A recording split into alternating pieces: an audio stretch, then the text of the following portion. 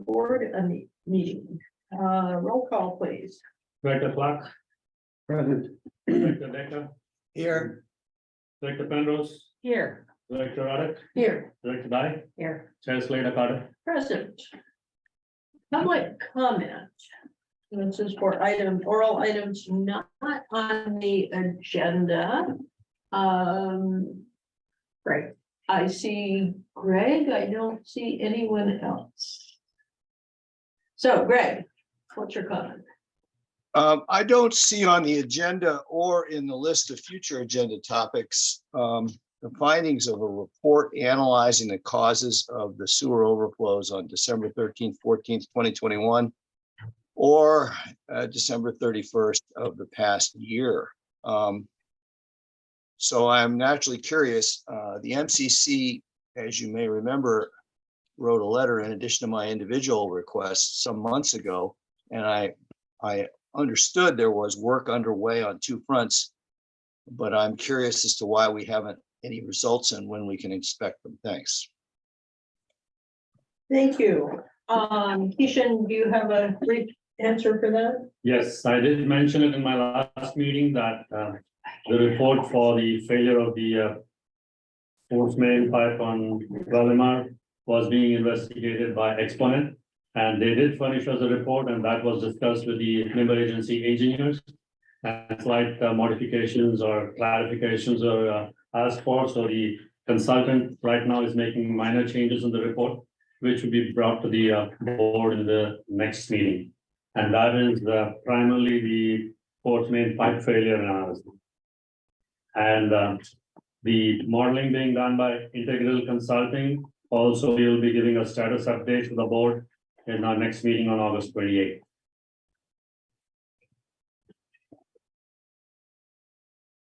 Thank you. I don't see any other hands. Do we have any public comments? Sorry. I do. Please. Yeah, I heard, and Greg would know more about this than I do. But No, that, he's great. Okay. you there, Greg, Second, that first base. the middle mile has been dropped out of the governor's, the federal proposal for digital money for the coast side. If you'd like, would you like me to comment on that? Yeah, I would. Thanks. So, the National Telecommunications Infrastructure Agency, whatever NTIA is, disclosed to me in a meeting a little over a week ago that California, I believe the Office of Technology, had changed the map of priorities for the middle mile broadband and removed the link, the fiber link down Highway 1 to our area, pushing it into phase 2, which is both unfunded and unspecified in terms of time and range. I work with the offices of Becker, Berman, and Eshu. And Debbie, I believe you were also a co-signer. I haven't seen that letter come out yet. I didn't want to bother the staff today, but I will follow up certainly tonight and tomorrow morning to find out if that letter to Governor Newsom has been sent from Congresswoman Eshu and Berman and Becker as a group to reinstate the coast as a priority. And for the audience, you should understand that while we do have some connectivity here, we all know it's unreliable. But the criteria that the state was using don't include the unreliability that was demonstrated in the MCC report, and don't include the fact that we're in a tsunami zone, an earthquake zone, a high wildfire zone, only have one evacuation route, and have unmanaged stormwater and flooding and sea level rise. So we, I believe, are uniquely qualified for telecommunications infrastructure as a lifeline issue, regardless of the fact that some percentage of our community does have some internet. Thanks. Yeah, my feeling was it wouldn't hurt for people to write to Governor Newsom and as, you know, members of the SAM board and talk to him about our need for it in terms of emergency preparedness, how easy it is for all of our connectivity to go down. So Yeah, Deborah and then Barbara. Yeah, so I think we want to loop in the governor's regional office in San Francisco as well. They've been very, active in supporting Half Moon Bay, like with, Toast House and.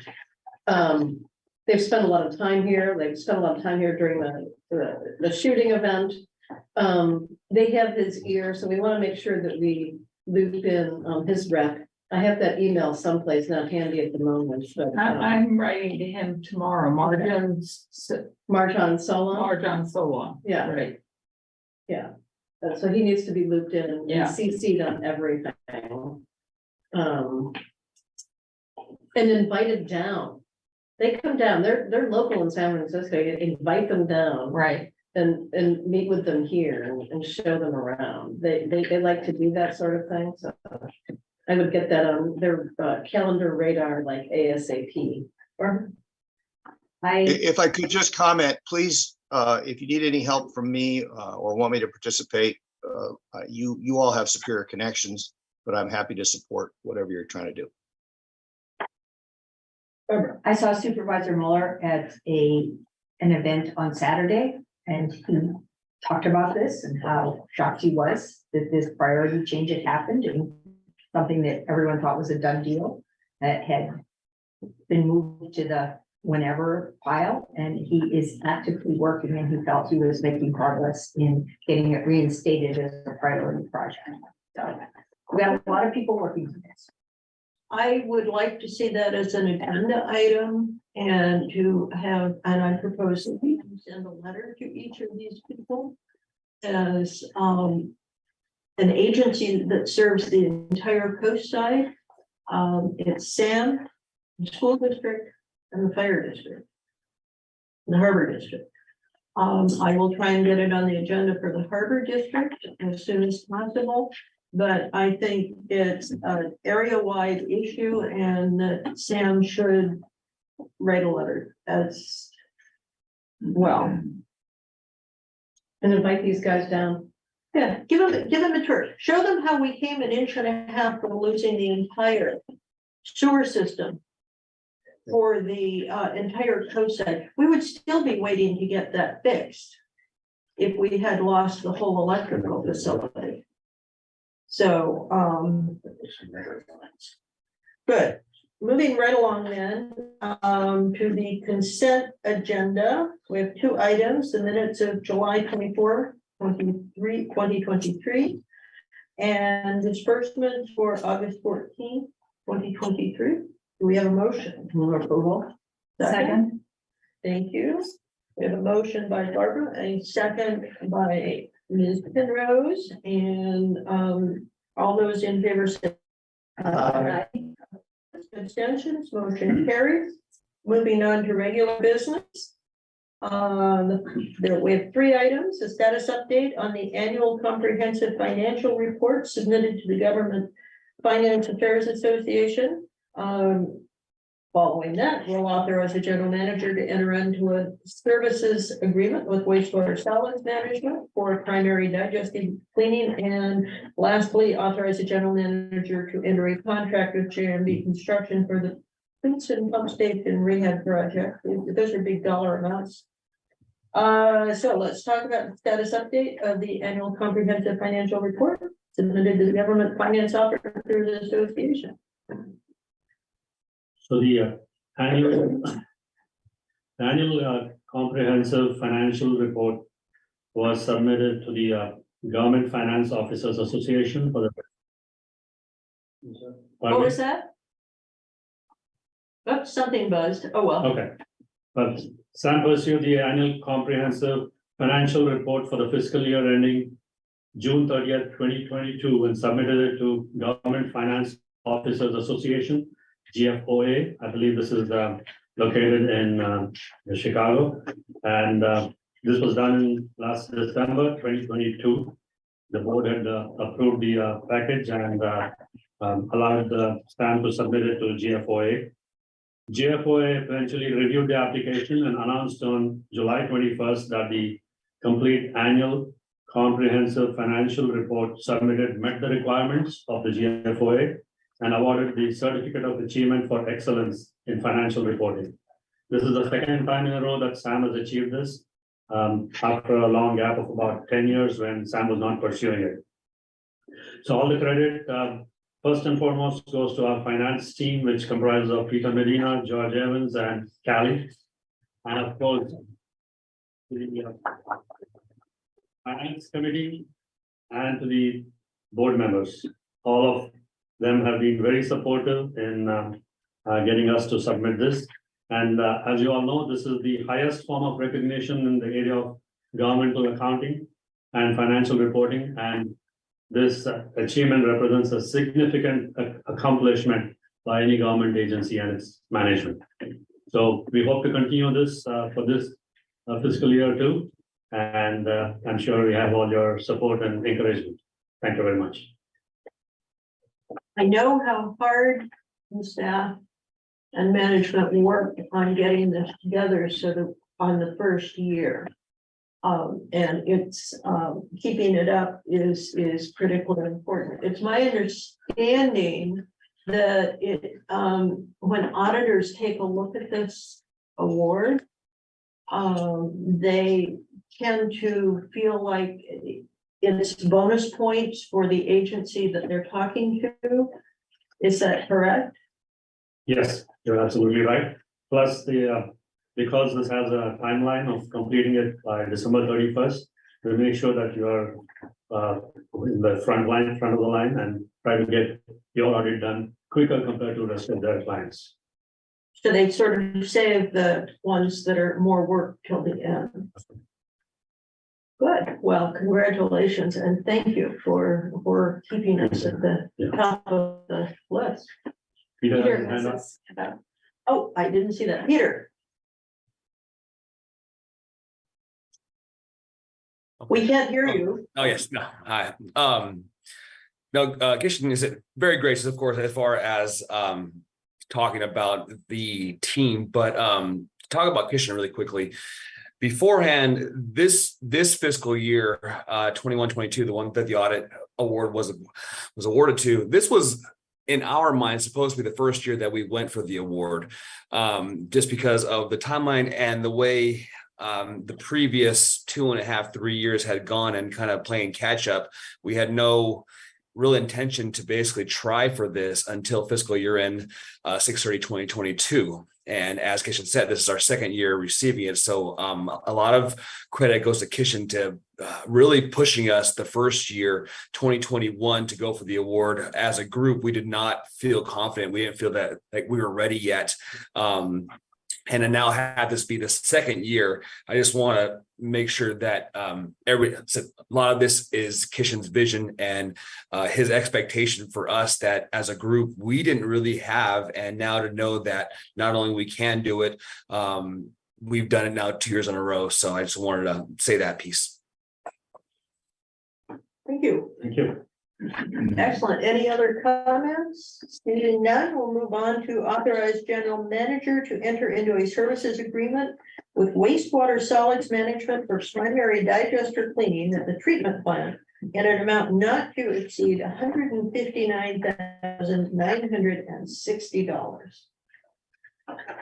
So the treatment plant at Sam has got 2 anaerobic digesters, digester number 1 and digester number 2 is what we have named it. Now, typically the digester cleaning is to be done every 7 to 10 years. And we had the digester number 1 cleaned last in 2019 and digester number 2 was cleaned last in 2013. So that means that digester number 2 is ready for cleaning. We should have done that a couple of years back, but we realized that it is doing okay. So they've really reached the 10th year, so 2013 it was clean. So and therefore it's brought to the board for approval. We would like to use the same company which did the cleaning for digester 1 in 2019, which is wastewater solids management. And we also realized that the hatch for this particular digester number 2 needs to be replaced as it is badly corroded and gases is actually leaking from there when you operate the digester. So it is a safety issue too. We didn't want toxic gases coming out of it. So in order to replace the hatch, you would need to shut off the digester and replace it. So this is the best time to clean the digester too, since we'll be shutting off the digester for some time and replacing the hatch.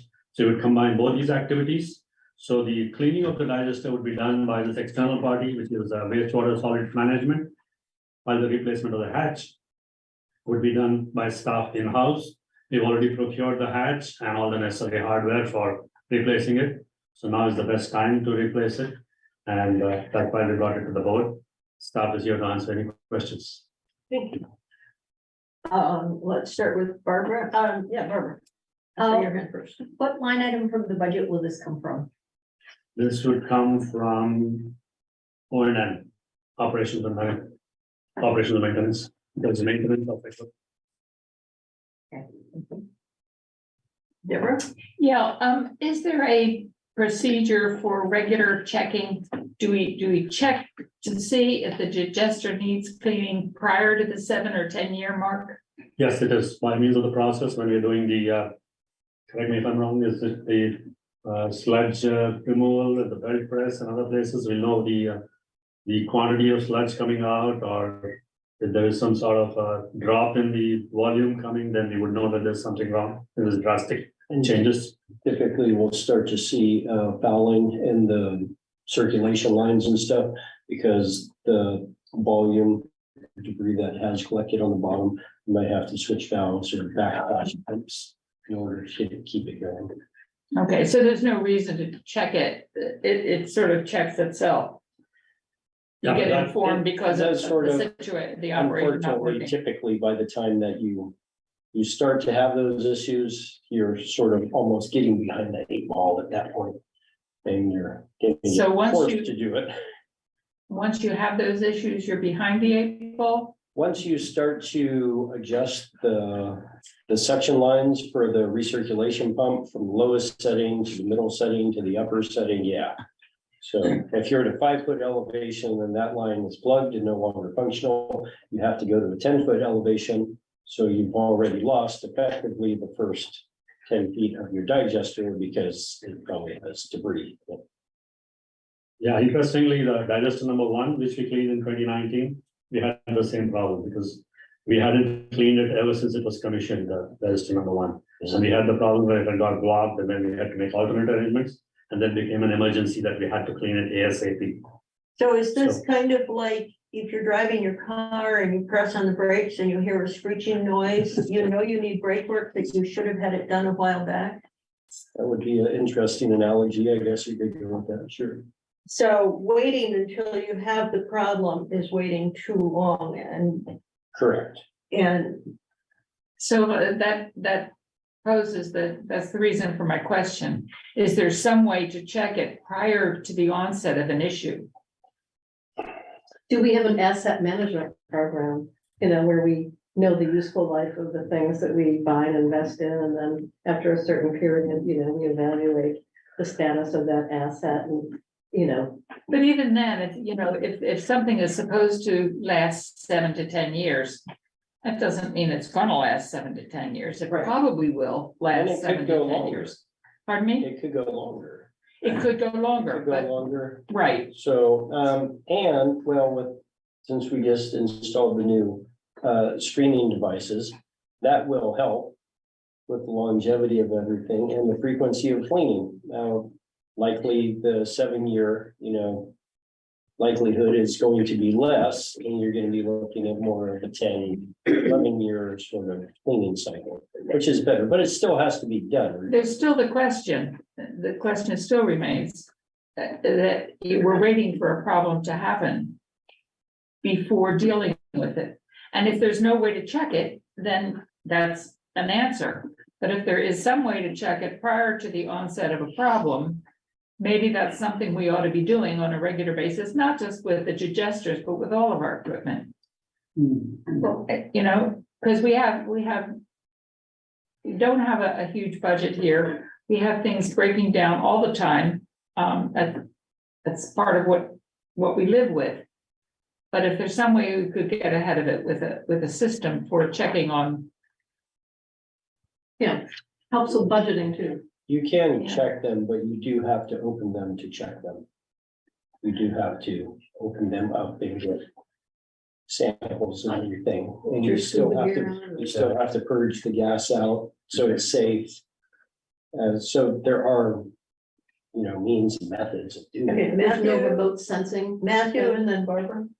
Just a comment, I wasn't sure what this, how this was done and how important it is, so I did a little research today. And I read several articles or other systems comments on it, and it appears that 7 to 10 years, cleaning every 7 to 10 years is industry standard. And that's what people across the country do. But I have a couple questions. How big are these digesters? Like, how many gallons are they? 405,000 gallons, 400 each of them? correct? Yes. Wow. Well, you know that down to the, And how long will one digester be out of service? How long does this take? Last time these guys did it, they were actually pretty quick. I don't remember off the top of my head how long it was, But but not months, couple of days. well. There's a reference here. Days. There's a reference in both, it's 2.5 weeks Yeah, altogether. yeah, Correct. they're, But they do the cleaning in few days, then they have to do the hauling and the solids removed. The entire process takes a couple of weeks. they're- But of course, yeah, like the digester will be down for weeks together, but we do have another digester. Yep. Which will be working for time. that's why every 3 or 4 years, we should be cleaning the digester. no, the 3 or 4 years would be way too much. Yeah. But there are other items that You always have one. need to be done. The wastewater solids management proposal, they list 6 things that they won't be doing. They're more under the purview of construction and engineering. And so these are important things like replacing nuts and bolts that hold it together, surface restoration of access ports, and will Sam be handling all that stuff in-house, or? Some of it Sam will be handling, some of it will probably be by another contractor. We might need some like Henry or somebody who helped us last time to do heavy lifting stuff. So To remove the hatches. The hatches are extremely heavy. They're heavier than our forklift can really deal with. So the hatches had to be removed by an outside contractor. And what really struck me is that while it's open and now clean to look at, their wastewater solids management is not going to do a written documentation of the tank condition. Evaluation. Will Sam do that, or are we getting someone? You had. Help? yes, we did that last time. We got hold of an inspection company who actually went inside the digester and did a lot of pictures and assessed the integrity of the digester, the lining and all that. So they will do that. So we do have some information on the condition of it while it's open and clean. Correct. Yeah, thank you. I think, sorry. I have my hand up first, Go ahead. before Barbara was on earlier, and I had my hand. Oh, up I'm at sorry, that time. I'm sorry. Okay. There's a note here too, other than those 6 items that Matthew just mentioned. There's a note here too, that dewatering total assumes 380 or 20 loads of solids hauled to Ox Mountain landfill. I've looked at the bill for Ox Mountain landfill recently, and those bills are quite substantial. You're talking about $30,000. It is. So that is, the financial impact of this approval will not stop at the 150 something. We will have the 6 items added, and then we'll have the landfill cost added. So by the time it's all done, you're talking about $200,000 or more. Yeah. Is that almost, a good that's estimate? right. That's right. And that is what bugs me a little, because we go for these projects and then only later on find out that they cost double of what was estimated. And I would hate to see us make arrangements for future reserves without an accurate estimate of what the project would actually cost. And this has been missing in many cases. And that includes the case of the shocking case of which we're going to talk next, where the estimate is actually double of what it used to be in 2021.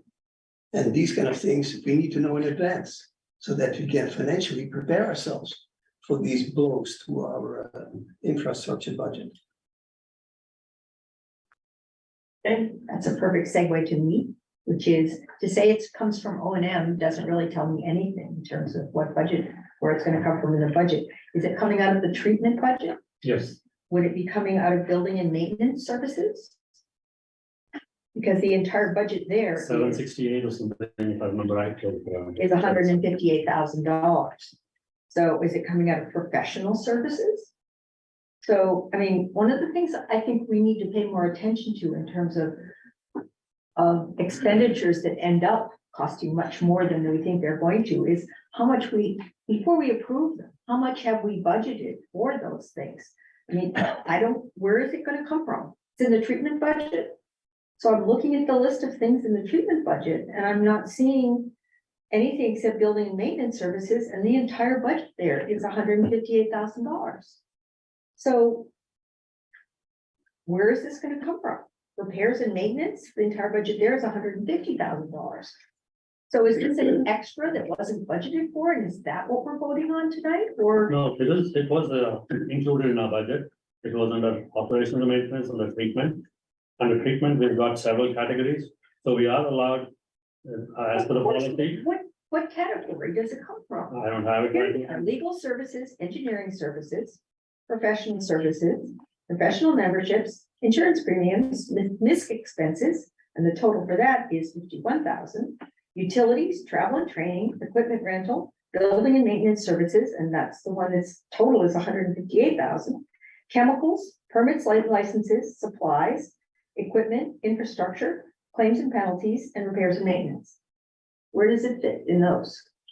I do not know where it comes into the subcategory because we are allowed by the policy to move around in the category, subcategory part of So it. where are you gonna take it from? Yeah, that's what I'm saying, from the. Where are treatment. you gonna take it? So I'm asking as a board member, what other category you're gonna take it from to fund this, Yeah. just before we vote on it. It seems like a really good thing to do.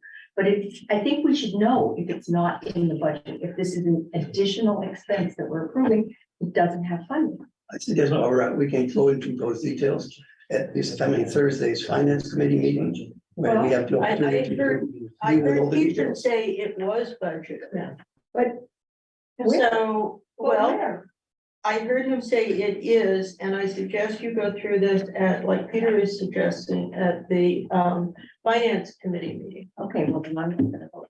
I know where the money's. We don't have to approve it today. If the board is not satisfied, we can bring it back Debbie, with the questions and answers, whatever people are asking, we can bring it back at the next meeting. I think some really good points have just been raised by both my colleagues here.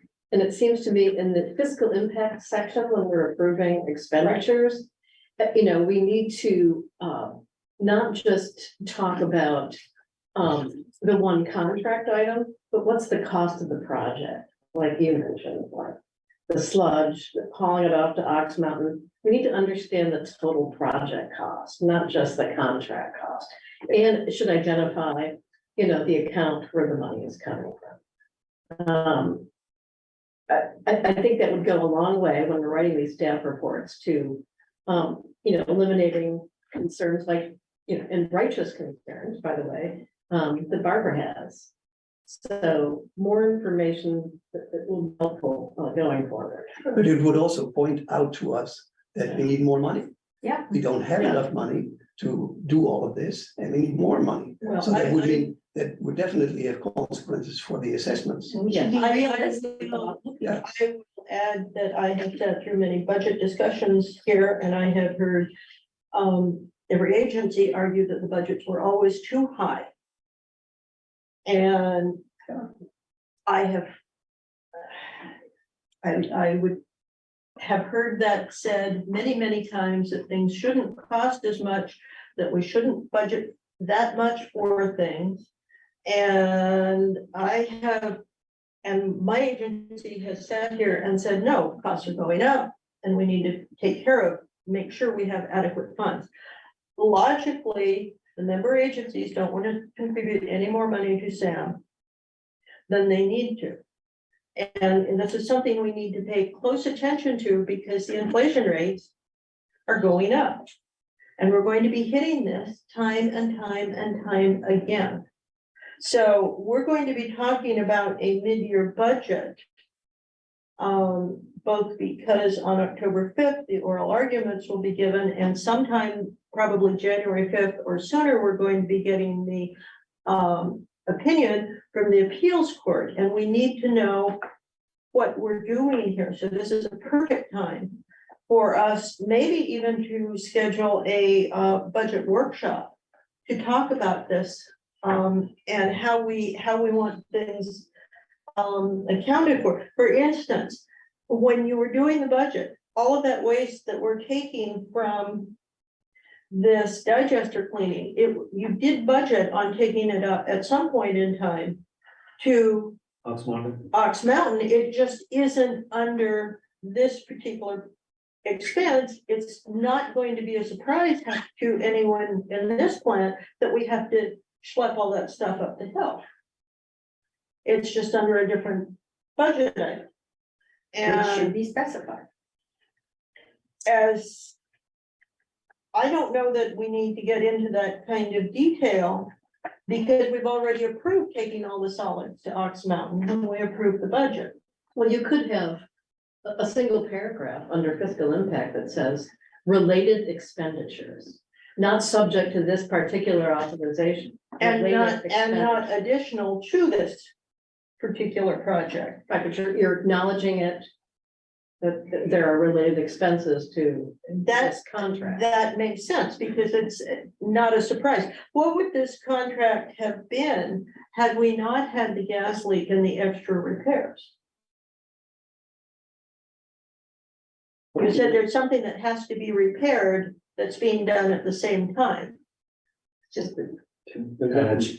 Yeah, the hatch, that would The not, hatch. that would not have affected this. This amount would not have changed. It doesn't It's just change the it. cleaning, it's just the cleaning people. Okay, and so if we are, is that going to be another additional cost or is staff doing it? No, we've already secured the equipment Okay, and then staff will.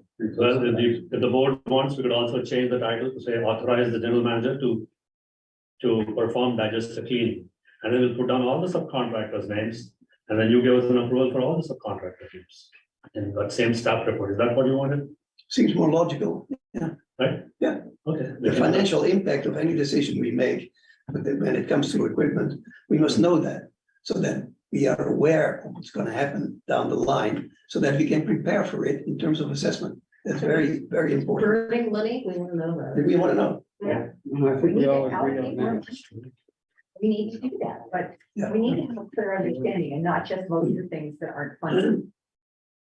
Yeah, draw me an estimate, because I believe this is, you just said this is not funded. Is this funded, Keisha? it is funded, but let me tell you, it'll all be an estimate, because it'll depend upon how much of solids comes out of the digester, which is anybody's guess. We can just go based on a past thing, how much of waste is coming out from the digester, how much solids is coming out, it needs to be all. So we can just give an estimate and, But there's nothing in the treatment, there's no line item in the treatment there budget. is, if you actually go to the GL codes and all that, you'll get more detail. That's not in the budget. I mean, are you saying it's coming out of professional services, or is it going to use the entire yearly budget of building and maintenance services? I cannot answer that because I do not have the budget in front of me. Well, I'm looking at it right here, and Okay, I suggest could you please discuss this at the finance committee meeting and give us a report on it at the next meeting. I'm going to call a question and ask for a vote. All those in favor? Aye. Aye. I hear. Aye. Aye. Okay, all opposed? no, I'm not voting for something I don't know that we Motion have the money carries. for. 7-1. So, thank you very much, and So we'll what look was forward the to decision? I got confused. What was the decision? The decision is to authorize you to enter into this services agreement. The vote was 7-1, and we're going to have a report on this project and where it is in the budget. And under the general manager's report at our next meeting. And a thorough explanation of the full fiscal impact. Yes.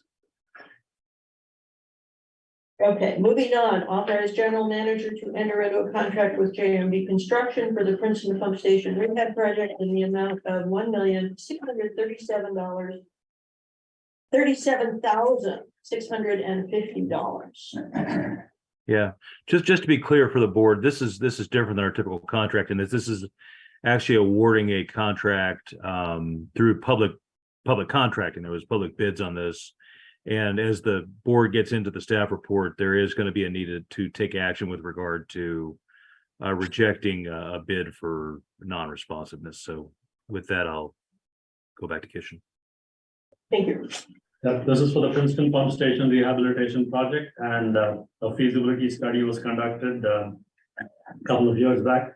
And as a case of the Ecological Rights Foundation lawsuit, a consent decree was, as for the consent decree, ERF versus SAM, we settled for the consent decree and agreed upon to make this rehabilitation of the Princeton Pump Station latest by June 30th, 2024. So based on this, the design packages were all assembled. There were multifaceted consultants working on it, and we put together the bid package, went out for a public bid, sent it out, and we had a response from 4 contractors. And the lowest was GSW Construction at 1,496,350,000. But upon checking the references, we found that their bid was not responsive and did not comply with our pre-qualification requirement of the prime contractor.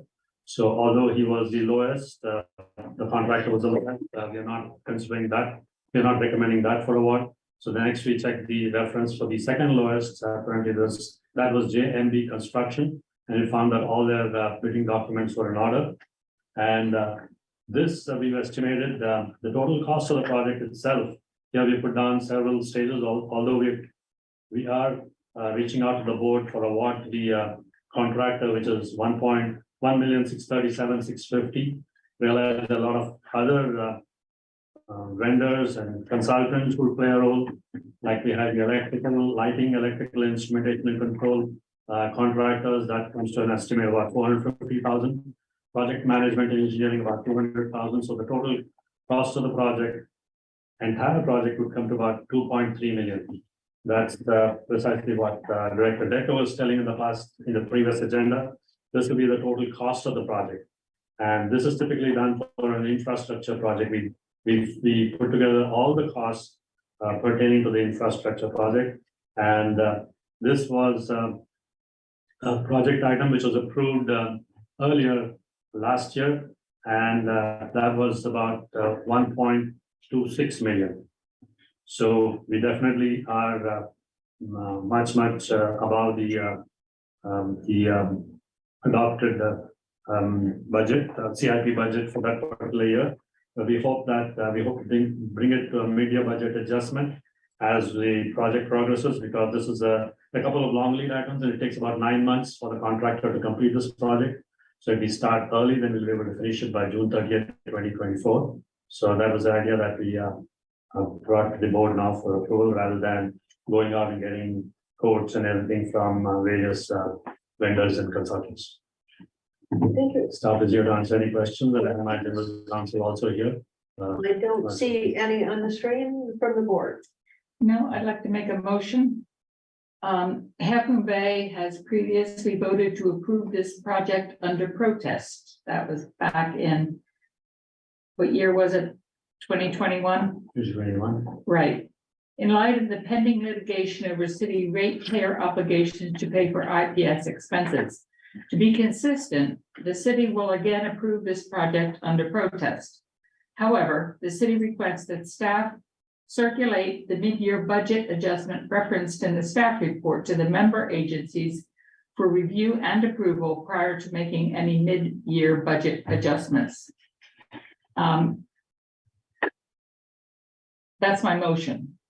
But in addition to that, if you say it's going to take 9 months to complete the project, then perhaps we should have a mid-year budget adjustment prior to mid-year.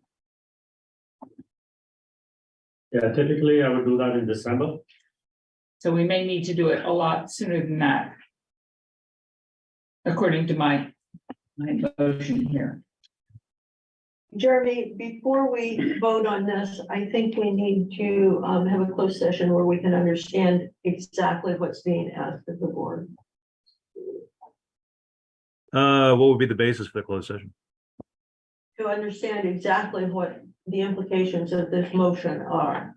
I think it's actually more simple than it sounds. I think she's just saying, we're going to, approve this under protest because we approved it originally under the original stipulation, right?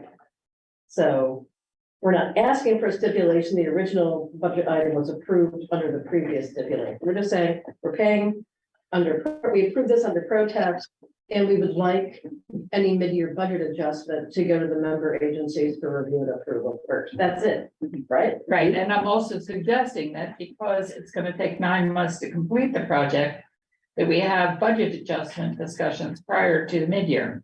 Right. Jeremy, the stipulation, as I understand it, was adopted in 2017. Yeah, this is, it was, and it was only for one, I think there was one in 2017, there was none adopted in 2018. So this really doesn't pertain to the stipulation. I think what's getting us a little sideways here is that, if the city wants to vote yes under protest, they can. And no one has to agree with it. Making it part of the motion probably makes it a little trickier because then other people have to vote on the motion. But the city can certainly, if they wish, they can vote on whatever motion they want under protest. I do want to can I make one additional clarification just for the record, if I can, please? Just in the general manager's report, he mentioned pre-qualification. Pre-qualification of the public contract code has a specific term of art. Just note there was no pre-qualification process here.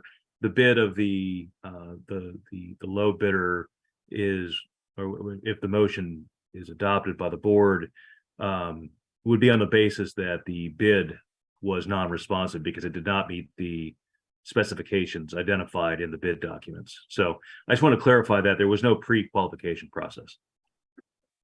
Okay, so my recommendation is that rather than put your voting under protest as part of the motion, that we have a clean motion in which you vote yes under protest and the rest of us don't have to agree to you voting under protest. I made the motion and Thank I haven't got a second yet, but I think we need to bring it to a vote.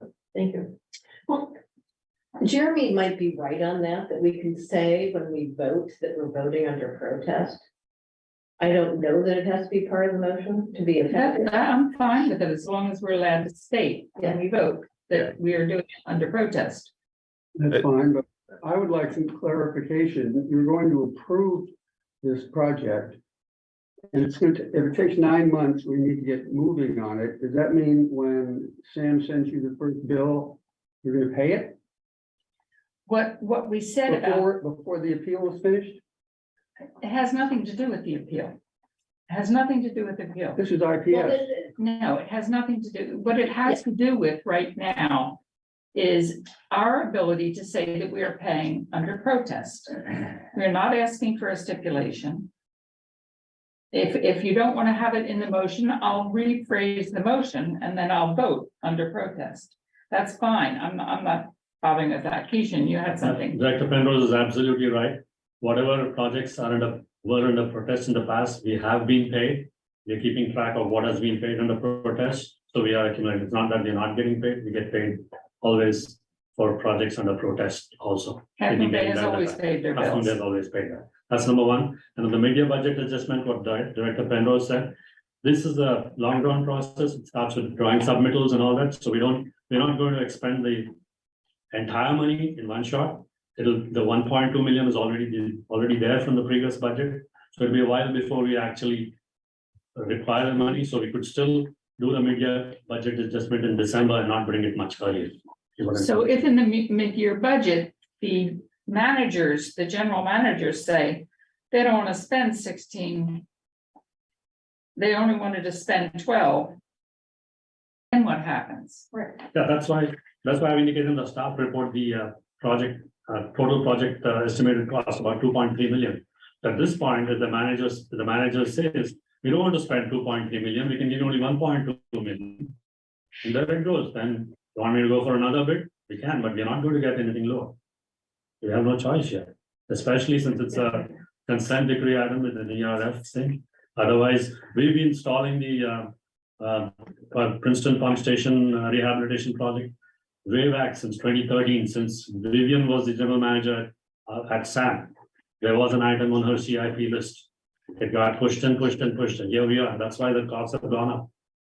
Barbara, So we're being asked to vote for something that we know there isn't enough money for in the budget, to commit to a contract that we can't afford to pay for based on the current numbers. Alternatively, you can revise the CIP budget for this year and take it back to your member agency, then we can do that. Well, we have a meeting on Thursday. I'd like to discuss this with our board, because it's just, I'm committed, GCFT is committed to supporting what Sam needs, but the system that we have in place where we approve a budget and then we start approving, everything costs double. Basins cost double. Things cost more. Now, how can we, in good conscience, vote to spend this money, which is already over budget, when we haven't agreed to the funding for it? Isn't that irresponsible? And we should have, had an estimate when we approved the budget. We should have had an engineer's estimate that says, we're looking ahead, the escalator, the CPI escalator is 26% or whatever. We're estimating this is gonna be higher than originally budgeted. We're putting it in this year's budget as an estimate. We should not. wait, I have a question. I'm sorry to say, we did have an estimate, we just didn't bring the 1.2 million out of the air. We did have a budget and that was way back. And the supply chain management issues, the prices have gone up. And the contractors are now dictating, they've got lots of work. We should have known that when we approved the budget. Yeah, Vote on a budget adjustment at the same time we vote to spend the money. How can we vote to spend money that we haven't agreed to pay? That's what I don't understand. We want I'm the not budget saying amendment I don't want to first. support Sam and all the infrastructure needs that are here. Yeah. I'm saying I'm not comfortable sitting here paying for, saying let's vote yes on a $1.6 million budget. It's not, cost that's not in the budget. The money Until- hasn't been approved yet. Right. That's crazy.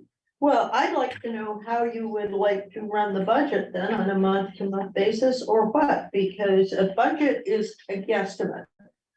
And things happen in the economy that change expenses. Generally, they only go up. And therefore, And we need to consider that. I repeat what I said before. I have sat here and listened to every single agency, every single manager say Sam costs too much. And so the staff. I don't remember saying that, and we have consistently supported the proposed budget. Well, So let's, I'm not you going to complain, to. it's because of what we're saying. Would You're you raising the nonsense. Would you let me finish? You are saying things that are not exactly. I would love to go back and get those quotes, but I don't have the patience. Right now, Right. He shed, he said. Yeah. right now, Not about. we're looking what we at said. a project we signed an agreement to do. We are under a legal obligation to do it. Am I correct, Jeremy? Correct. Well, We have our prices going up. If we had looked at what it would have cost when Vivian had it on her budget, her CIP, which was what, 6 years ago, 2013, 10 years, 10 years ago. 30 or 50. And it was at approximately $1.2 million.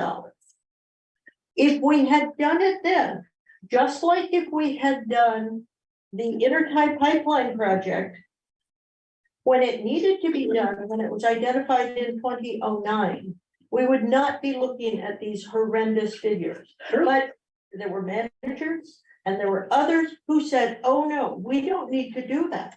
Let's get a study done and see what shape the pipe is. The study said, oh, pipe looks okay.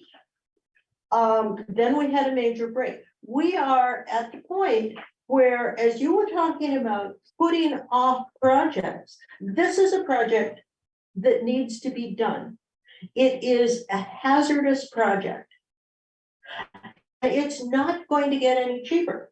And if we haggle over how we're going to pay for it for the next 10 years, it's going to be broken. We're going to have major spills. We're going to have major fines. Let's just get these things done. Well, So, you say the budgets are guesstimates, They but are. when they are something ridiculous. doubles from one fiscal year to the next, we need better guesstimates than that. You, is this just the budget. Is this actually the estimate, the guesstimate from 10 years ago that we're given in under fiscal impact? 1.263 million? Didn't the SRT, the more recent SRT analysis, didn't they? Let me make a comment there. Question and not get this as a merry-go-round with everybody talking and reaching for the ring. We can have discussion and not just listen to you talk about it. Like you?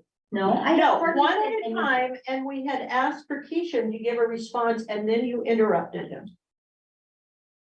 So Keishan, if you could respond, and then you, and then Deborah, and then Peter, and then Keishan can respond to those. Yeah, this was the best estimate what we did 2 years back when we got into the budget. So there, basically, we budgeted for a package pump station with all the pipelines and manholes and all that. That was a guesstimate. When we went into the design of it, the package pump station also increased, plus so much of piping and other things to be done. We decided to do the entire thing for the Princeton pump station, changing fences, gates, putting a surge tank. So it added little after little, and then it became to this particular amount. So we can do only the package pump station, but then it will be half-baked. We will not have addressed the complete issues what is going on at the Princeton pump station. That's why we decided to package the complete thing and bring it to the board for approval. So definitely the contractors got lots of work now. So it's difficult to get somebody who can quote very low, and you know very well that it's hard to get construction done on such a large basis in such a short time. But nevertheless, I can suggest to the board, if you want us to go for another bid, we can do that. It's going to delay the entire process. This is being repeated now. What happened with the wet weather storage expansion is happening now. Let me be frank. The wet weather storage expansion, we started off with 700,000 when we went to the Regional Water Quality Control Board for waiving off some of the things. And what did we end up with? The board wanted us to bring bids after bids because it was high, because it was higher than the budget. When we got 1.2, they said it was high. 1.4 was high. Finally, we ended up at 1.8, 1.85. We had no choice. We had to complete it. Because of supply chain management, it only goes up. It doesn't come down. The sooner we take a decision, it's better. But still, if the board decides that we should go out for a bid, we can go out and then take a second try. At the same time, we can go ahead and get a budget approval for an infrastructure budget change from the member agencies. See, which will take. that is what I'm saying. I'm saying if things need to be done and there's going to be an additional cost that is not in the budget, that is not reflected in our agency budgets, then we need to look at them both at the same time. That this notion that, okay, we're gonna approve this contract tonight, when there is no money to pay for it, is not the right way to do things. That's my issue. And I understand that things end up costing more. I actually don't. I was here when we looked at the wet weather project, and I think it was brought to us, and then it was said, we're gonna go out again for a new bid. I don't remember us saying you have to go out for a new bid, but you know, we should stay away from what people said in the past. The issue is clear now. It looks like we need to do this. In order to do it, we need to have the money to do it. And it's irresponsible to vote for a contract that we don't have the money to pay for. Doesn't that make sense? Yeah, we just got the budget approved in the last board meeting, July 24th or whatever it is. Are you guys ready for another budget amendment? If I bring it to the board, will you be able to quickly get it approved and get it back so that we are able to complete the project? Is it So practical? the choice is you're saying that we vote to do a project we can't afford. Or I'm in favor an immediate budget adjustment for this, but I also have to say, if Half Moon Bay is voting for everything under protest, we're looking at paying 50% of the cost of this thing, and we have to consider that. I think sitting here tonight and asking us to vote to approve a $1.6 million project, it's gonna cost $2.3 million without the money to pay for it, is not responsible. Would you be happy with the budget amendment if we got it? I think I would be happier with that, but I'm also concerned, well, I guess I have faith that the lawsuit's gonna come out in our favor. But I'd be happier if we went ahead and did the budget adjustment. Why don't we do a budget adjustment then? Can I get the budget adjustment done by the member agencies and bring it to the board on August 24th, 2028? Well, our meeting is Thursday and our agenda is already set. And it will take a month after that. Can you And put we that on? could have a special meeting for it, but Okay, so let's say first meeting in September. I'd be comfortable with that, looking at it then. That is going to be September 11th. We will have met. When So, is our meeting in September? Our meeting is, in August, I think that you have. We actually made this an It's the fifth. agenda item for our meeting on Thursday. our meeting is the fifth Yeah, Oh, you said fifth, day after Labor Day. yeah, I would have. Yeah. Jeremy, were you? Yes, I see. Yeah, if I could, please, thank you. Just, I wanted to read to the board just the pertinent provision of the JPA agreement that addresses exactly this situation. Just so everybody knows what the ground rules are, right? So this is section 4, capital E of, I'm sorry, 5 capital E of the JP agreement on page 15. It says, the title of the provision is expenditures for approved budgets. And it states all expenditures within the designations and limitations of approved general and project budgets shall be made on the authorization of a majority of the directors present at a meeting during which budget expenditures are approved. Okay, so that's if it's directly, fully within the budget, majority vote.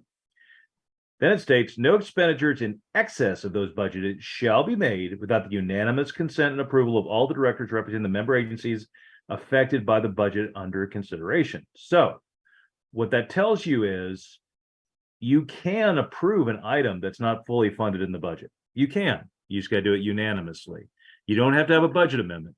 You can't do a budget amendment tonight because it's not agendized, and it looks like everybody realizes that. But so this provision right here allows the board some flexibility in the circumstance where you don't have something already pre-approved as part of the budgeting process. So anyway, I just wanted to let the board know that's what the ground rules are. Thank you. Deborah Reddick. So a quick question related to what you just said. So how long is this bid good for? Like if we're not considering this until our meeting in September, is the bid still? That good? was my next question anyway. I'm glad you brought it up. I'll have to reach out to the contractors, make sure their prices are good. For at least whatever time, 30 days or a little more than 30 days, 45 days. a And little bit under 30 days, actually. Yeah, We're it would the be. 14th, so it would- about 3 weeks. we can reach- Sorry, we're done. I'm not done. So I do think that I agree with Barbara.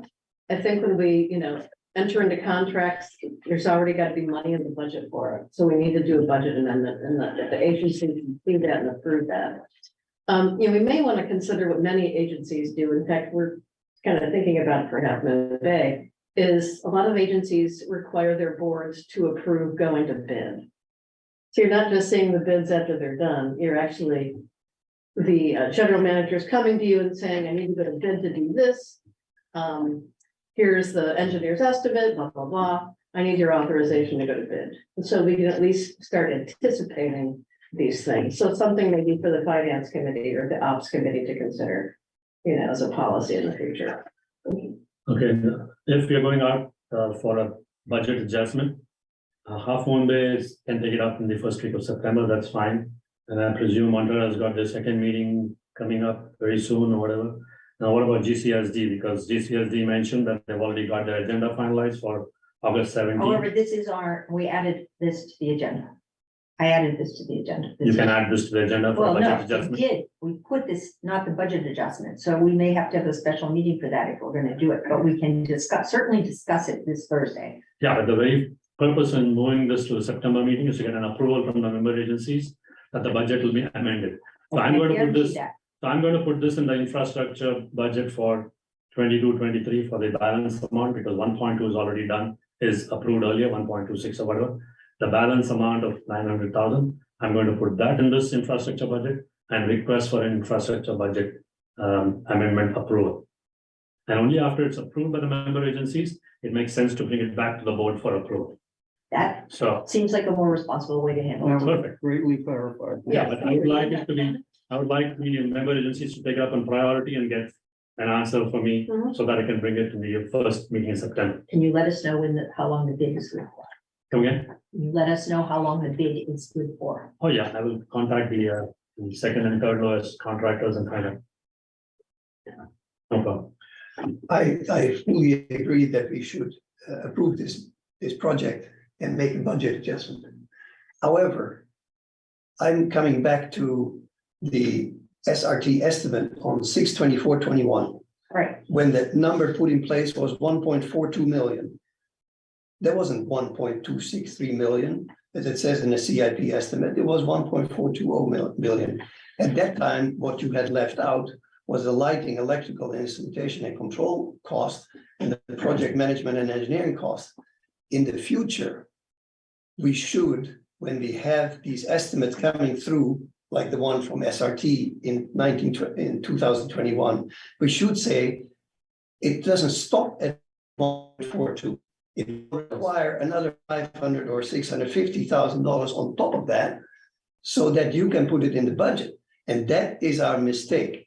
When we come up with a project and a budget, we should have in this project the full cost, not just the cost of one item, but the cost that is connected to this item. And that is definitely, there has been a mistake in this particular case of the SRT estimate.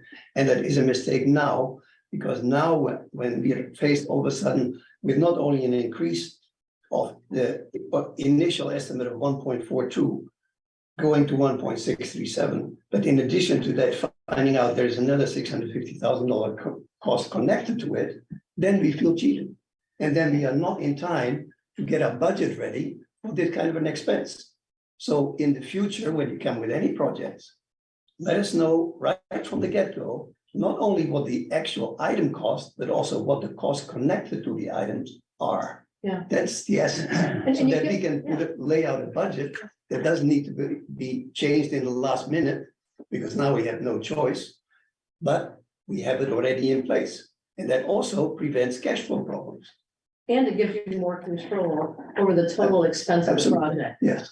But I'm hearing that in addition to that, you want those additional costs broken out to what's already budgeted for, as well as what's not necessary, what may be coming later. I have a question. How much time will changing the budget with budgets amendments with cost estimate increases, changing that budget basis on a per project timeline? So we're doing it for this one.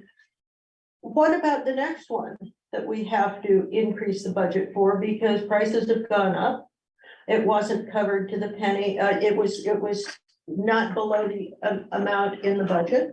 How long are we going to be changing going to each of the agencies for a change in the budget, for a budget adjustment? Is it $100,000? Is it, what's the basis for this going to be? well, I have supported actually thinking about having a contingency item in the budget that could handle some of these overruns so that we don't continue. We have to look at this issue though, and the whole point is we need to support the things that need to be done and we need to pay for those things. Agreed. Since this item came up in 2009, the price for a foot of pipeline has gone up from about $200 a foot to about $600. These are the kinds of costs we're looking at. And so when we look at the budgets in the past, we're kind of shocked. Oh my God, must be bad management, must be bad planning. It's not, it's the real world hitting us. And I want to know if this is going to be a one-time issue, or if we're looking at making this a board policy of going for a budget amendment every time a project is X amount over the budget. I thought we were saying that we were gonna be changing the board, the way we operate with our budget. That we were gonna have a budget which is more inclusive and more inclusive. That includes at least an estimate of any additional costs that might be connected to a project. You won't need to be making budget adjustments if you do it right in the first place. But in the meantime, we have the budget process that we've got now. We're talking about having a mid-year budget, hopefully a workshop that we can get this ironed out at. I'm concerned about the timeline, particularly on this project. Because we are under a legal agreement.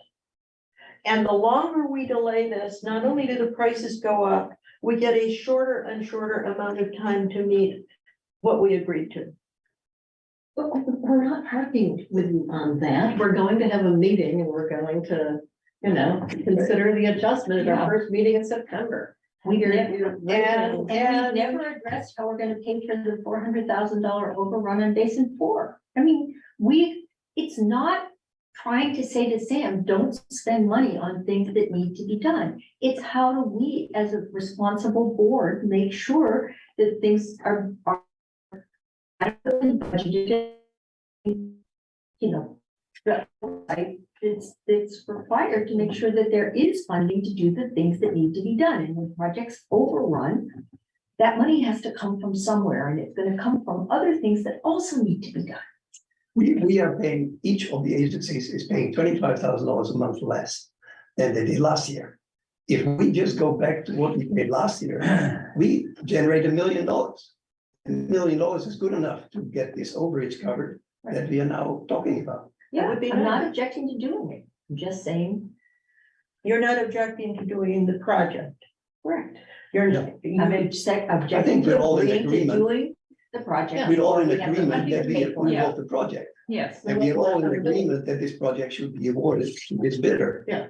What we are saying is that the budget needs to be changed so that we accommodate this project, which we presently don't in the present budget. Okay, so we will, Tanya. Tanya would. Tanya? Good catch. Here I am.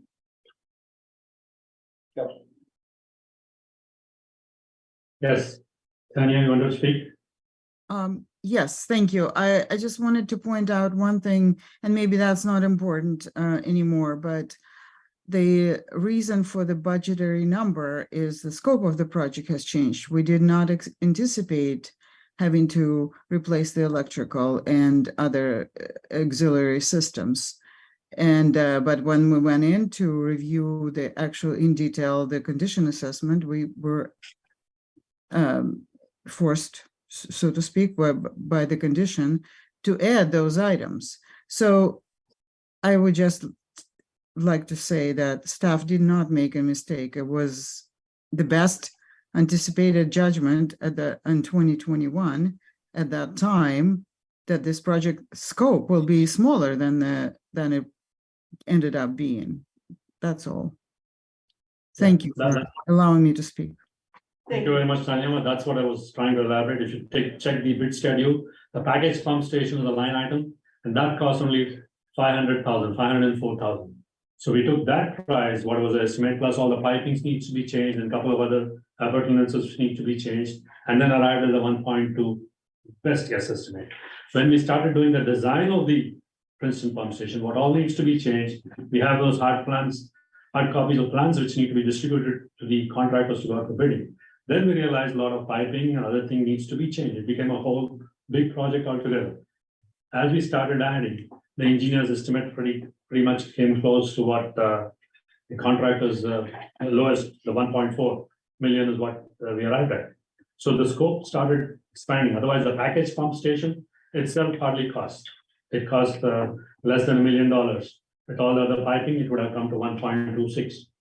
So we, like I said, we could still do only that, but still in a couple of years down the line, we would have to change a lot of other things, which would be more expensive for us. So might as well do the entire thing. So fine, we agree to the changing the budget, the infrastructure budget, going for an amendment. It's going to take about another 4 weeks extra for the contractor to be awarded, maybe 1 month and a half. But please keep in mind that we have the ERF commitment to finish by June 30th, 2024. And of course, we'll see how the project goes in the best interest.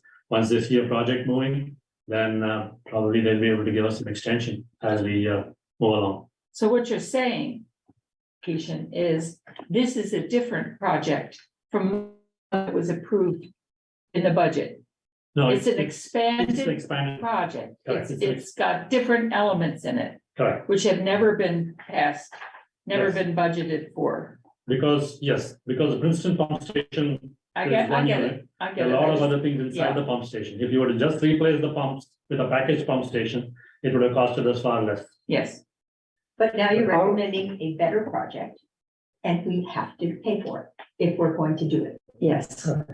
I would have liked to have seen that this is an expanded, different project in the staff report. Yes, I think that is one point that's critical, is that we look at this as a different project. And that, you know, by all means, I take your word for it, that we need to do it. another good reason for the budget amendment. Yeah. Supports the budget amendment. Absolutely. Yeah. Yes. All So right, do I take it that I amend the infrastructure budget for 23-24 and add this line item saying improvement in Princeton pump station and add the extra cost? Are you gonna add? 2.3 minus 1.2 or whatever. That sounds like what we need to do, and each agency needs to approve it so that we can have it.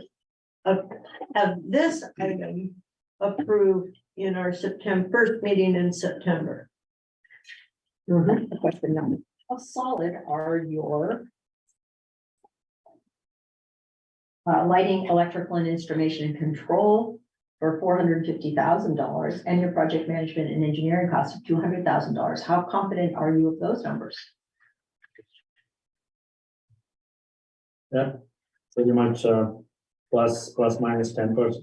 I would say I've got proposals from them. And yeah, pretty close. So we should add a 10% Yeah, contingency fee to Yeah. those exactly. numbers. If Yeah. it's going to be a budget change, then I can put that in. Because we have a defined bid, but then we only have estimates for these other few numbers. And these funds are going to be needed this fiscal year, correct? 23-24, yes, so between now and the June, deadline, yeah. yeah. Catherine, if Matthew. we're done with the money part, I have some questions about this actual project, the construction project. The assessment condition assessment identified 3 significant vulnerabilities. They all have to do with the location at pump station, steel cove fault, tsunami, seismic fault rupture, and soil liquefaction potential. Does this project as designed, does that solve those problems? Are we gonna have if there's a San Andreas decides to move and Seal Cove Fault's part of it, will this new plant survive? How do we know that? Seismic fault rupture is the same thing, and the location will be the same, so it is subject to soil liquefaction. Will it sink farther below the surface than we wanted? How do we know this? I would probably reach out to my engineering consultant, SRT. Would you be able to answer that for me, please? Thank you, Kishan. Director Clark, thank you for the question. It's actually, I'm so glad you brought it up. The short answer is yes. The new pump station will be completely underground, which protects it greatly. We can't guarantee 100%, but it's a very high likelihood of it remained operational after a major seismic event. It is a sealed facility, completely underground, which makes it 100% better than the existing dilapidated pump station that is also presents a huge hazard and for staff to enter. So yes, the answer to your question is yes, it is. Might I ask another question, which is about the high-risk confined space? Does this plant, sounds like the pump itself drops in, and does that ameliorate or get rid of the problem of confined space because you can just pull it out to work on it? That's right. That's correct. Exactly. Good. I can show a picture of it if somebody is interested in it. You want me to put that? How the pump station looks like, how the modified pump station will look like? Sure. Okay. I have it in my flash there. Just give me a second, please.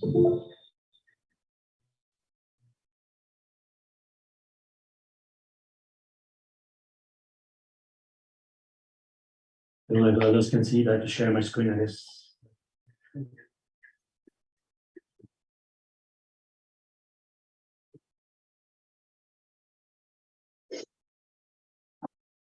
Yeah, this is how the package pump station is going to look like. It's having a lid on top. It has the pumps inside this, and there are rails here. So if the pumps have to be serviced, then it comes out, the lid pops up, and it comes out from here. This is the package pump station. This is how it's going to be. Okay. Okay, so And this will be installed adjacent to the current pump where the current. it'll be right in front of the building where you have generator and controls. It'll be there, but it's all going to be buried. This is how it's going to be. This is the pump station, package pump station. So So none there'll be of no confined space or, that shows above ground? no, it'll all be underground, and the pumps can be, the servicing of the pumps is so easy that you can come onto the rails and it'll come on top and one can service it. So there's no confined space or any issue for It's the. great. Yeah, That's great. there are more pictures, but I thought this is how to be installed and Yeah, very nice. package stations from single supplier, installed in less than a day. This is how it'll be finally, but all be submerged. No more claustrophobia. Okay, Great. Okay, so we will have this on our next SAM board, first SAM board agenda meeting for September. Moving on, are you done? Bud? yes. Yes. I see you still turning pages, so. How do I start? Well, This at the top. I come up with all kinds. You do. Can we move on to general manager's report? Does the board want to vote to table, or, I mean, it would typically be done, but We could, or we can, do we need to, or can we just continue? I can make a motion to continue item 4C till the first town meeting in September. Second. All those in favor? Aye. Opposed? Abstentions, motion carries to first meeting in September. Yeah, but can we also add to the motion that needs to be taken up at the member agencies for discussion for a budget amendment? Because I don't think you need it. you don't think you need? You know, you just table it. You can, I mean, the board has indicated that's gonna happen, but the action was to table it. Okay, as long as I hear back from them, I'll bring it to the September 8th meeting, but if I don't hear from member agencies, then we all know what's going to happen to the ERF consent decree. Thank you. Yep. Okay, general manager's report. Yes, we wanted to give you a slight information about the plant upsets. The detailed package will always be in the second meeting of the month. But we put together a couple of slides and I was going to talk about it. A little bit of technical stuff, but I thought all of you should know about what's going on in the plant. And just to let you know, things have improved and it's working well. Also seems to be under control. That's what we went through is what I want to explain to you. And let me share the screen.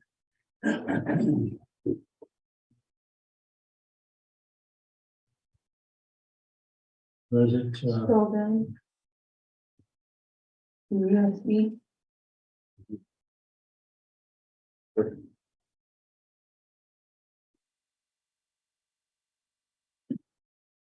there's all these things. I wonder.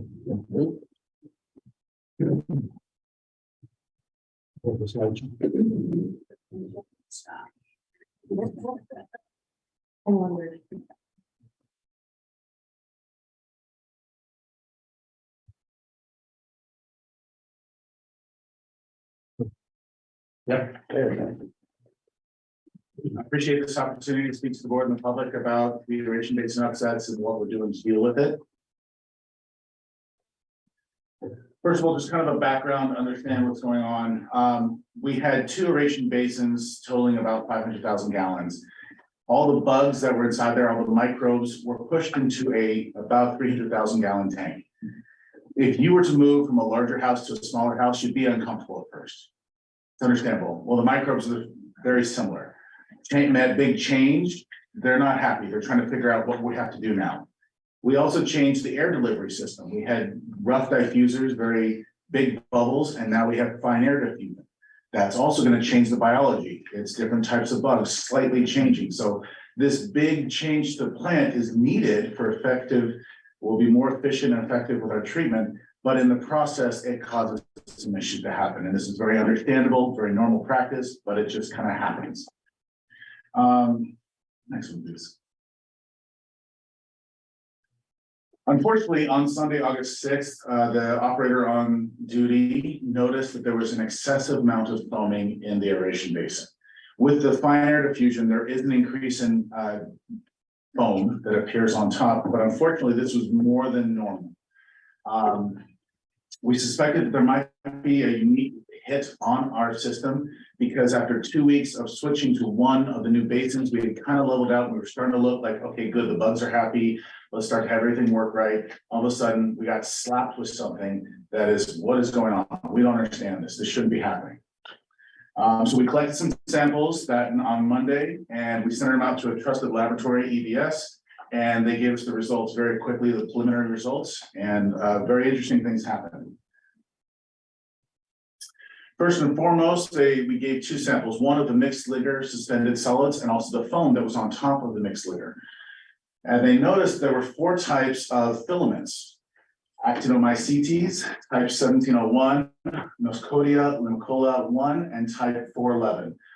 They also noticed that there was moderate to abundant levels of polysaccharides, as you can see in this picture here, outlined and highlighted. That's very interesting. Saccharides, carbohydrates, sugars, starches, all the same thing. There's different names for them. So we use here saccharide or carbohydrate or starch, they're all sugars in different forms, branched out in different formations. So this is a microbe that's very interesting, actually. It shouldn't be in our wastewater. Number one, it is a soil nutrient helper. It will actually fix nitrogen, which means it grabs nitrogen that's in the air and it turns it into ammonia. So it's actually great for plants. You're able to have this in the soil. It's very common. It will grab nitrogen and will create ammonia for the plant to use and uptake. It then receives starch or polysaccharides from the plant's roots. And so it's a wonderful microbe for our agricultural industry. It really hurts us in our facility here. It lives in fats, oils, and grease. And the other interesting thing is that it can live in aquatic environments, which you would think if it's a soil bug, it would stay a soil bug, but it likes water. Type 1701, typically found in agro-industrial wastewater, not domestic. Again, kind of an interesting thing. It shouldn't be here. Water containing high levels of carbohydrates, elevated temperatures, and low deoxygen levels, all 3 of which we have in our collection system. Typically stick to walls and pipes in different facilities, but break off due to high flows or cleanings or something called slopping, which is where you have a mass that grows on the side and then a pressure of water kind of pushes it off and it breaks off partially.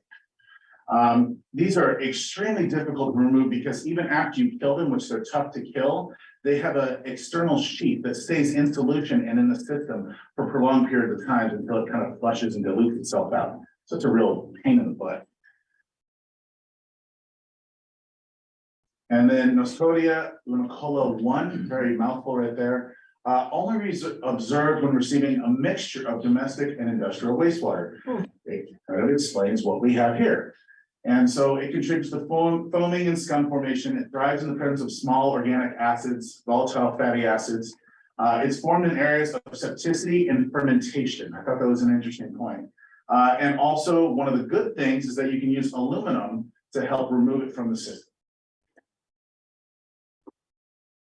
And then finally, type 411, suspected to occur in septic high proteinaceous, which means protein, wastewater, correlated with fog, fat oil grease, sludge bulking, low good bug or low F to M count. It correlates with small organic acids formed by septicity or fermentation. Conditions you can find in the collection system, lift stations, and primary clarifiers. So what does this all mean? Well, it means that our influent has a lot of BOD, nutrients, biochemical oxygen demand. Polysaccharides or sugars, we have lots of fats, oil, and grease, all organic acids. We have protein, meat, fish, those types of things. It means we have areas of high septicity. It means that we have an influence of agricultural, industrial, and domestic sources. It means we have filaments that thrive in high BOD, low DO, and environments in our sewer pipe system. It means we have higher temperatures and higher BOD to facilitate the nitrifying and denitrifying processes. It means that we have microbes that support both foaming and nitrification process. To remove the nitrification, denitrification microbes, it encourages filaments. The microbes that like to have the nitrification process, they require high DO. Well, that would get rid of filaments. Well, if you want to get rid of the high DO molecules, the microbes, you go to low DO. Well, when you go to low DO, you encourage the filaments to grow. So it's kind of this catch-22 situation.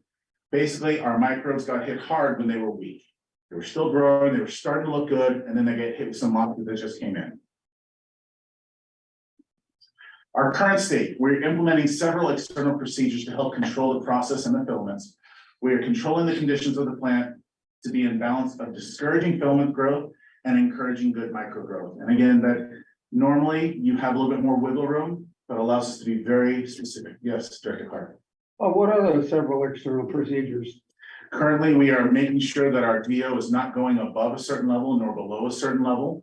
We're adding chlorine to the foam because it's difficult to inject the chlorine into the liquid and have it be super effective. So the microbes that are filamentous, they're usually on the foam. And by hitting them with chlorine on top of the foam, you have a higher likelihood of removing them from the system.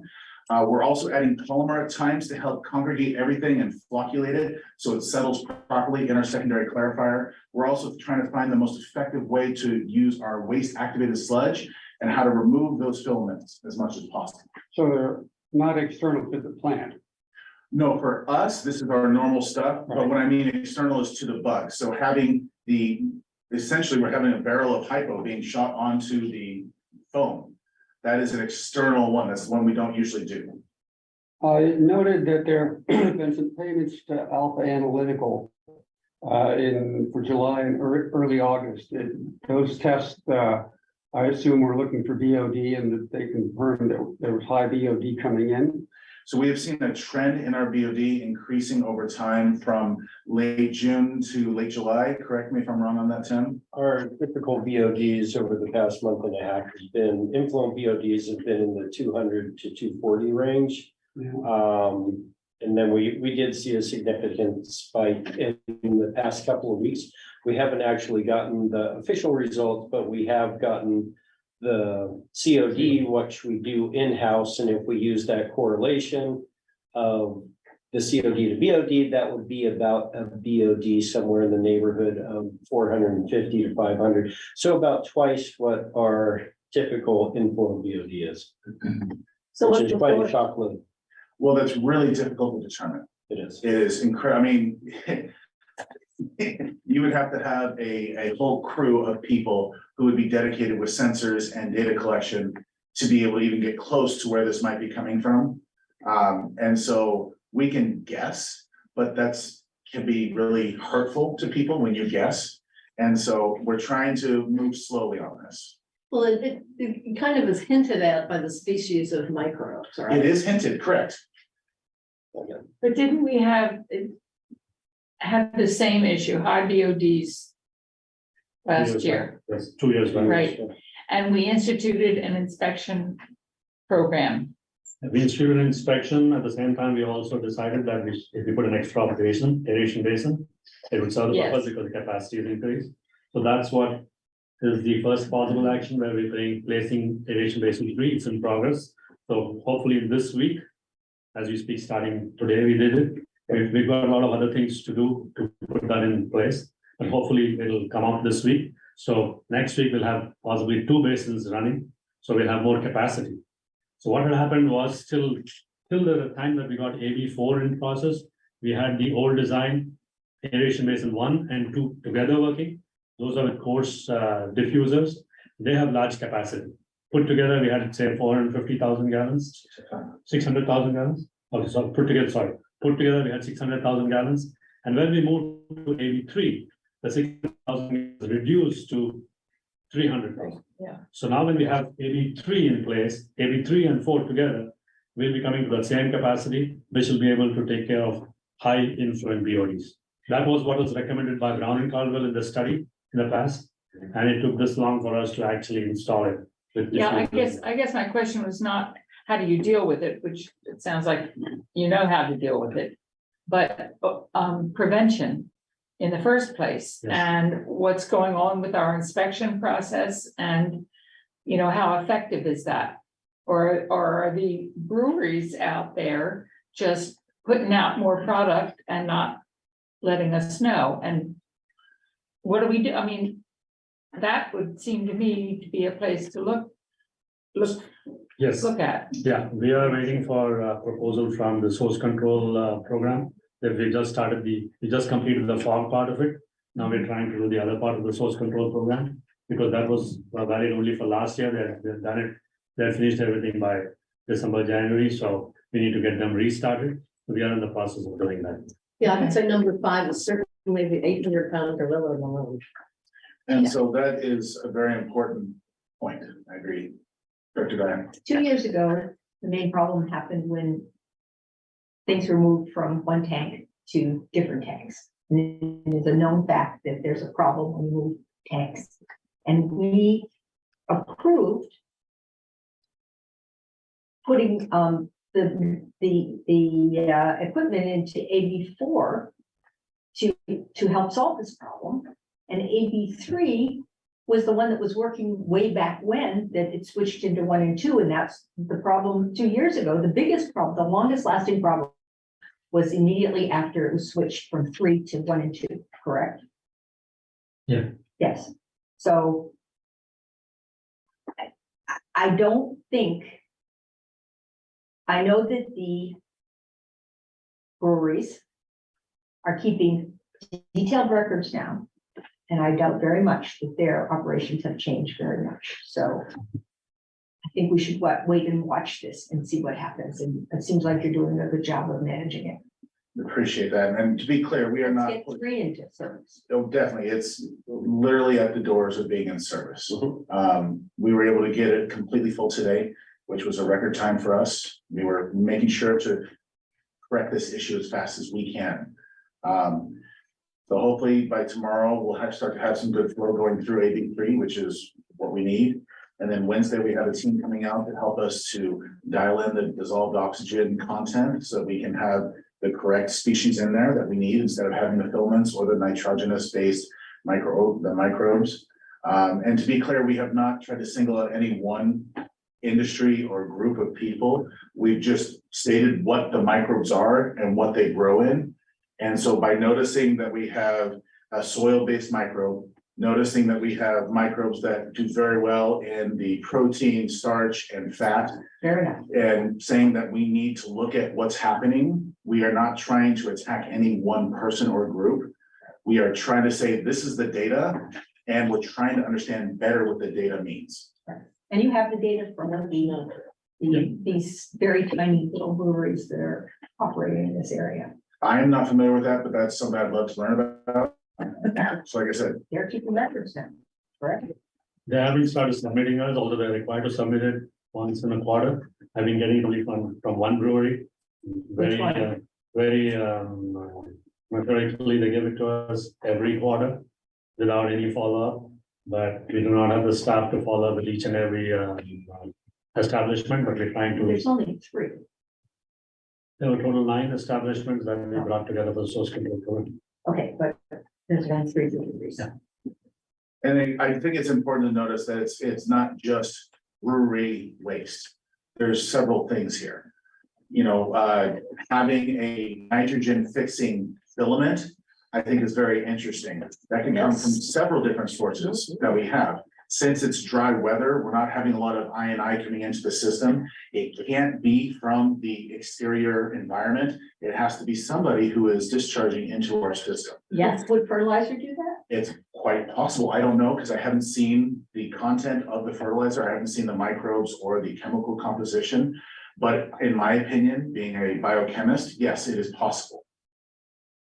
Yeah, but there's a good chance that possibly these high BODs were coming a little earlier too, and because we had 2 basins, we were able to sustain it. And now that we're moved to 1 basin, it's showing up and showing as an upside. Well, yeah, it's the move. The move is always a tricky part, and everything has to get back in balance, right? And it takes a while for it to do so. For a while, yeah. Correct. No It's one of those things. It's not a fun one. It's kind of thinking. confidence that you will solve it. I appreciate that. We are making good headway. I came in, so I work Monday through Thursday.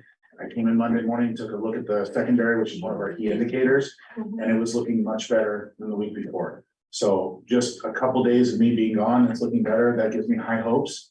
It's showing that a lot of the things that we're doing here as an operations staff and as a management team and as a maintenance team, even collections is helping us with issues that we have. It's one of the great things about SAM is that we have a really good team that we're able to jump in and help each other whenever needed. I know the first couple days I was here, I went and helped Tony and his crew because they were shorthanded.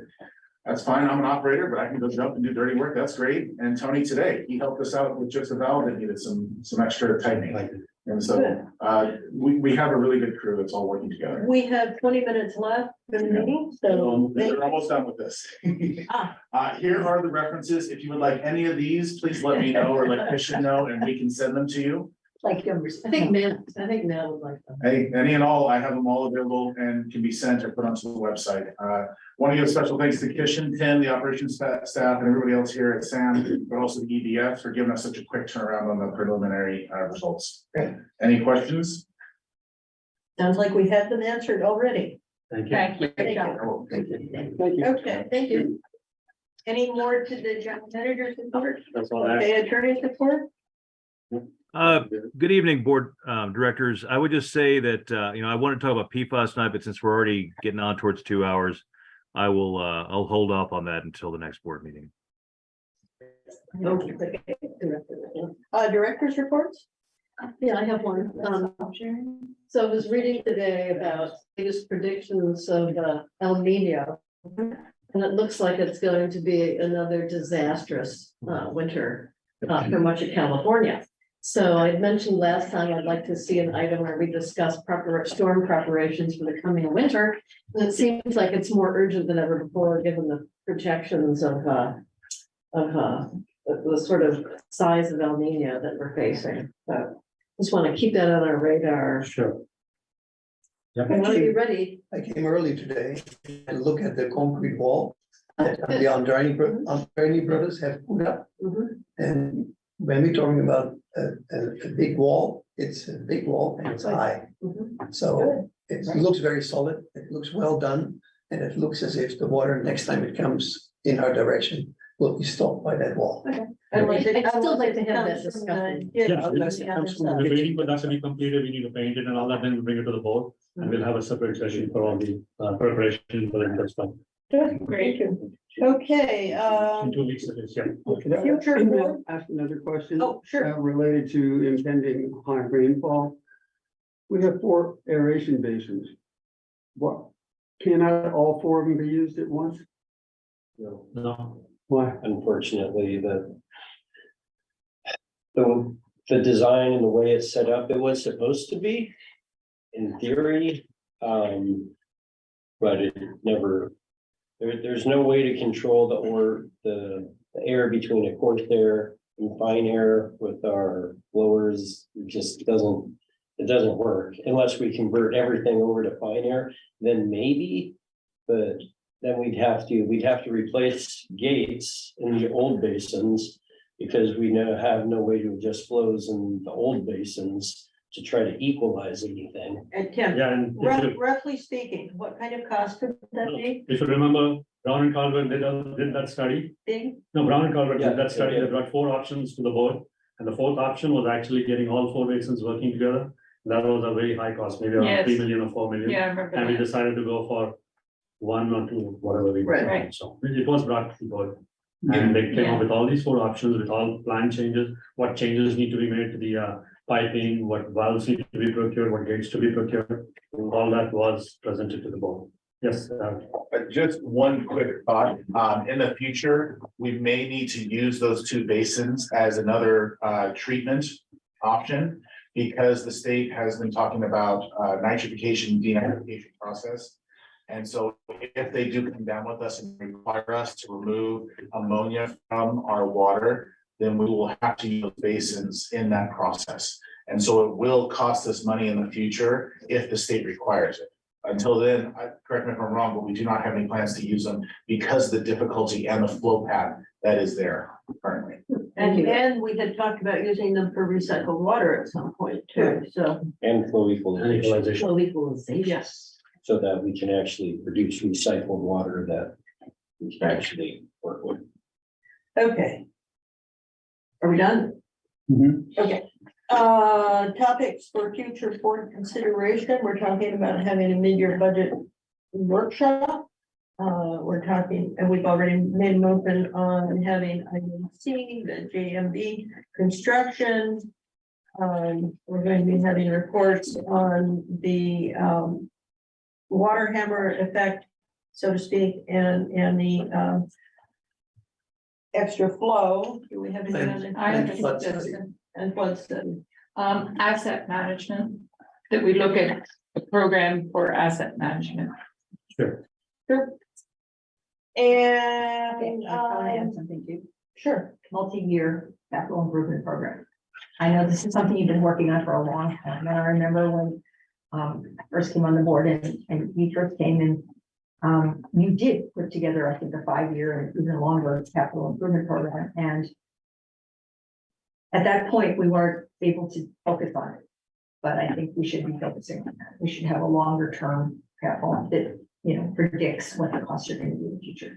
And I know this may, I'm not saying this can be at the top of the list because I know you have a lot going on right now, but I do think it's something we should look at doing in the future.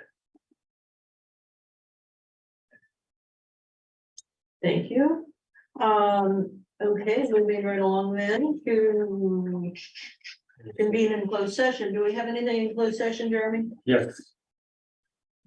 Okay. Amendment to- Yes, we very much do. There's one item we have to address in closed sessions, so it should be quick, but I recommend Okay. we recess to closed session pursuant to section 9A. Actually, Okay, I'm gonna be talking about the ERF study and we. Yeah, it's will ERF, not- it's actually 9.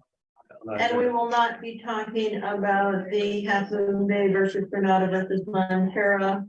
Yeah, it's nor 9B. the- 9B. It's 90. 9B is in Bravo. So recommend we recess to closed session.